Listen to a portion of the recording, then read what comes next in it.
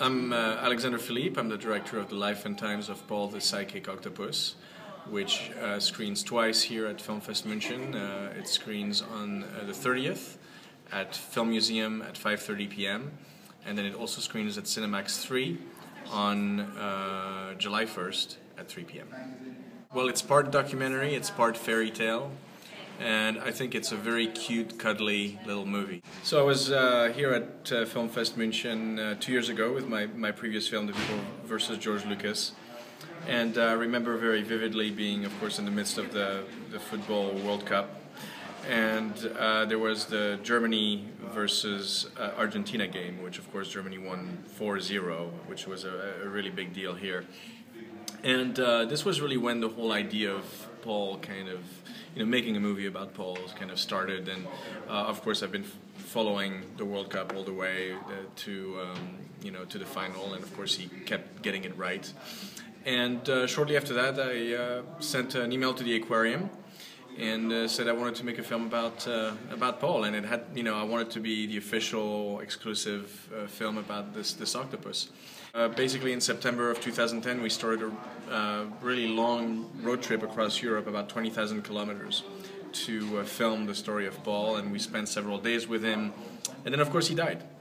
He died in October 2010, October 26.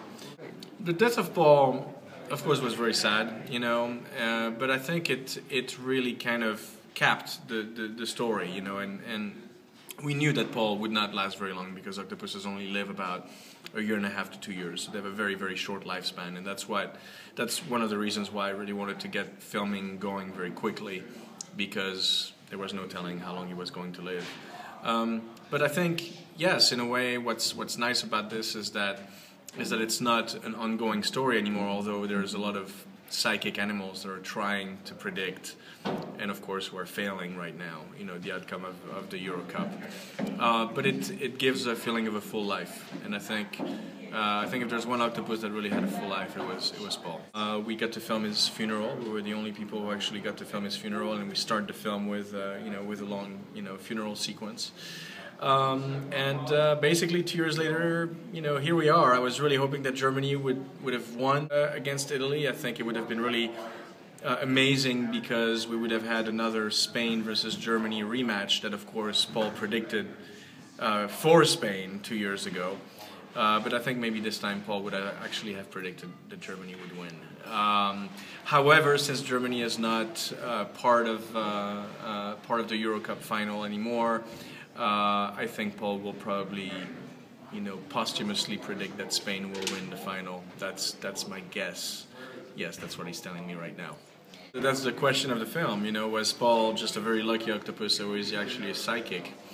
Or, in fact, the third question is, did Paul possibly influence the outcome of the games because everybody believed in what he was doing? So I think that's a very difficult, almost impossible question to answer, and certainly one that we explore in the film itself. But I'm really excited because obviously we have 2 screenings here at FILMFEST München, but the last one on July 1st is going to take place at 3 p.m. so basically a few hours before the final.